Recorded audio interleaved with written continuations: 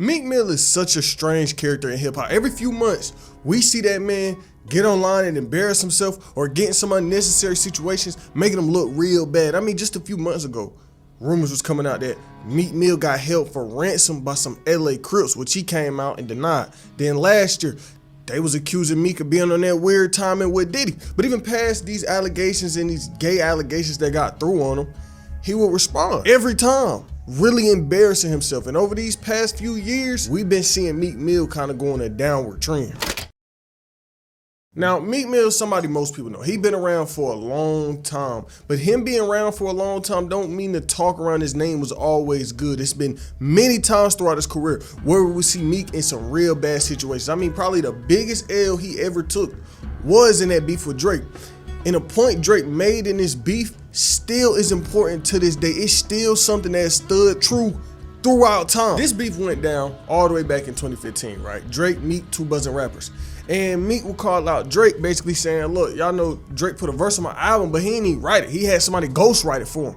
And when Meek said this, it really did change the way that people thought of Drake. You know, a lot of rappers take pride in writing their own raps and writing their own music. So for Meek to come out and say, look, Drake ain't writing. He got ghostwriters. They put a stain on Drake's career that will never go away no matter how hard he tries to make it go away.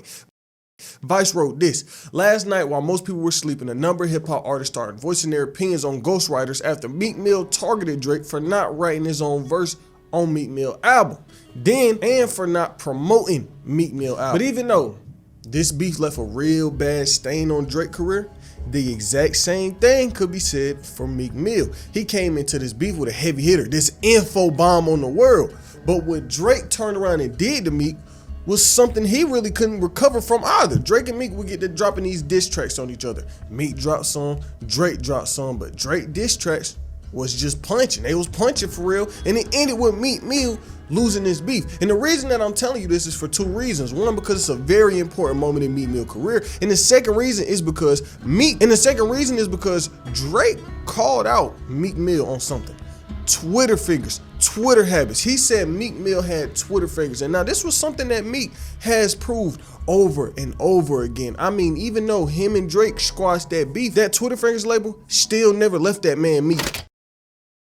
Now, Meek Mill and Twitter is a real toxic relationship, a toxic ass relationship. One of them relationships that should have been ended years ago. But every other month, every other week, we see Meek Mill on Twitter bullshitting. And over time, it's only been getting worse. And you're going to see how much of a hold Twitter has had on his career as this video goes on. I mean, Complex Deadass wrote an article called Meek Mill's Most Unhinged Tweets back in 2024. And it said this: Meek Mill has given the world timeless anthems like Dreams and Nightmares and I'm a Boss, with a catalog that stretches from his early Flamers mixtapes as a Philadelphia street rapper to his 2023 project with Rick Ross. But somewhere along the way, Meek Mill became addicted to Twitter. With strange leaps of logic and confusing grammar, Meek Mill has perplexed and frustrated his 11 million Twitter followers over the past decade. He used Twitter to start feud with collaborators and peers, including Wale, Cassidy, and most famously, Drake, who gave Meek Mill the enduring nickname Twitter Fingers. And I don't know what it is about Meek Mill and tweeting on Twitter, but there was like so many different tweets where he just embarrassed himself. There was a point in time where Meek Mill would come out saying like, I make $1 million off every single song that I drop. And if we're being honest,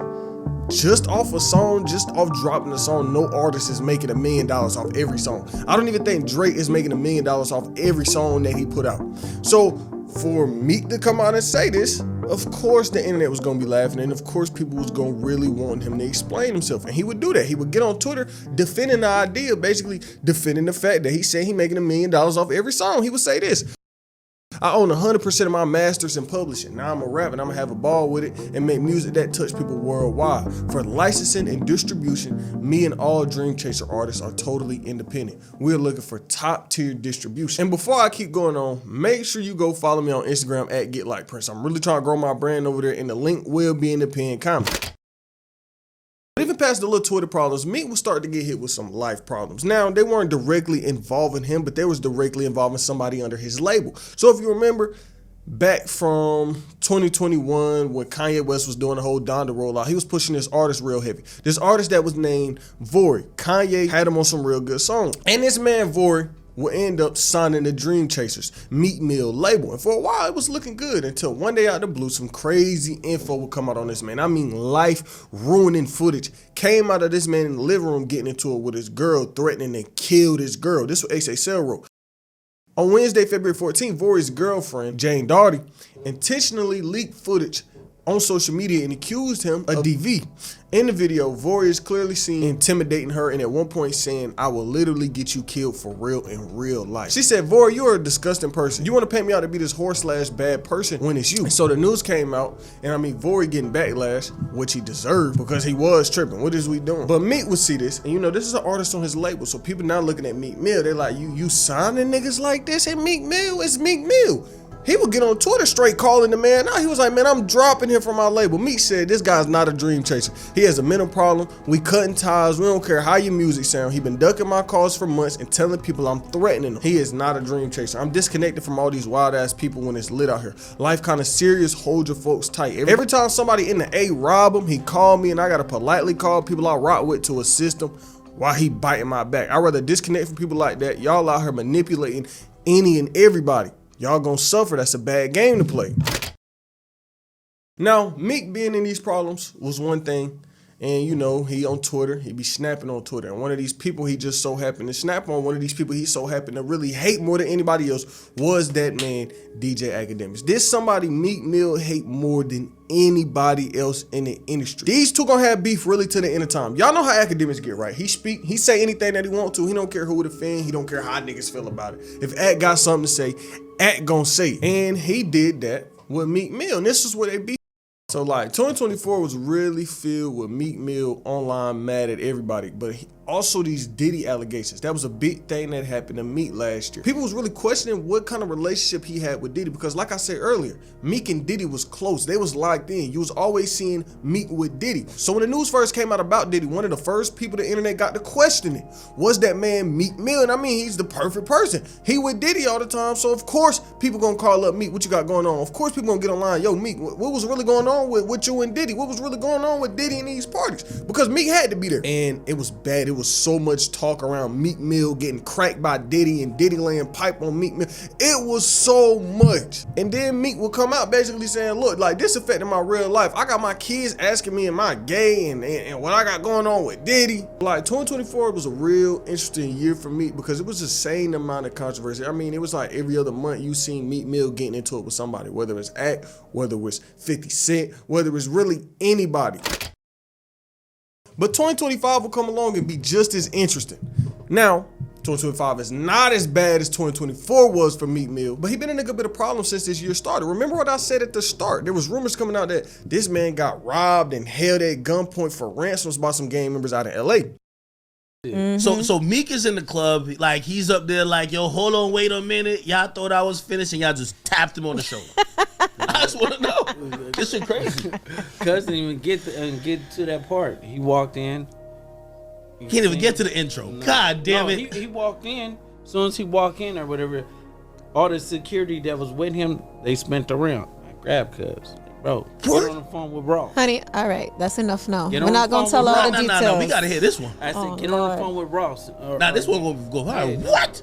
Get on the phone with Ross. Neighborhood Crip. So he got on the phone with Ross. I took on the phone with Ross. Wait. So he didn't start like squaring up, trying to swing or nothing like that? And what? You grabbed him by the shoulder like you put your hands on a grown man. He from the trenches. Like this. He from the trenches. Yeah, I know. A nigga from the trenches, but no, it don't work like that. So he called Rick Ross. So imagine Ross ain't pick up. Like, all right, so he called Ross. Why'd you have him call Ross? This is crazy. Because we needed that bag, or because he owed y'all money. No, he didn't owe no money. We took the money. Oh, this was extortion. Oh shit. Not extortion. Ken, all right. See, yeah, we don't want. See, I'm gonna have to probably bail him out after this we interview. We don't want to. No. We would just say Meek Mill stench on him. It's fine. Meek ain't gonna tell. Look, we don't want to get the extortion part. It was just a business transaction. How much y'all charging? Yeah. Wait, how many of y'all was there? It was just you? No, it was probably about like 50 of us. 50 of y'all? 1,000 per person. Nigga, all right, cool. Yeah, I might get that 50. Then he was hot as hell, right? Wait. So who,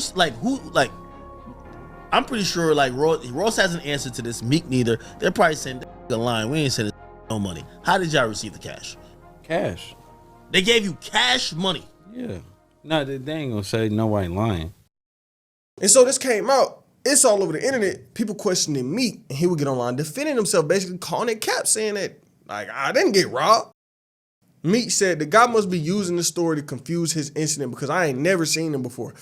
I would have put him to God's test on the spot. I never met Buddy, but I don't negotiate with fake thugs. Ask him what chain they snatched because all my chains and watches all up to $300K. It's blatant that they trying to use the internet and create it for you, even if it's not your life. In the real world, people respect me and how I carry myself in open arms. And basically, he would just keep on tweeting, defending himself. And not too long ago, the other day, Meek would come out basically giving more info on these situations. He would say something about some Diddy parties, and then he would also speak on how he never got robbed. Meek would get on Twitter and say, in the midst of Diddy on federal trial, I want to bring up the Lil Rod and his lawsuit that was dropped. He never said my name, but these blogs amplified that whole agenda against me. My culture don't believe in it, but it's an attack on my brain. I want to get to the bottom of it. And just to put this on public record, the craziest thing I seen at a Puff party is coke vibes. And that's all that was going on at these parties. I'm from North Philly. I had millions since I was 23. I don't want to be addicted to weed, not judging, but I see it different. And Loose Cannon with the academics interview was full bait. But also he's a nobody saying he just walked up and robbed. I was running into Suge Knight and Big U when I came to LA. No cameras was on. I was showing niggas out there's more to life with black success.